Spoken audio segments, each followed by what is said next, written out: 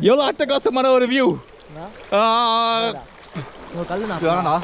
அடிச்சு போறா அவனை காப்பாத்துங்க. அவனை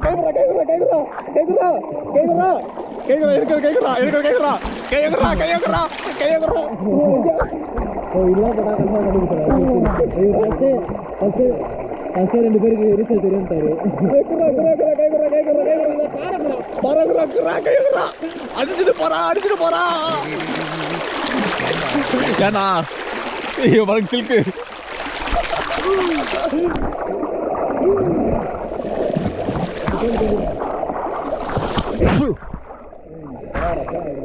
அருமையா இருக்கு.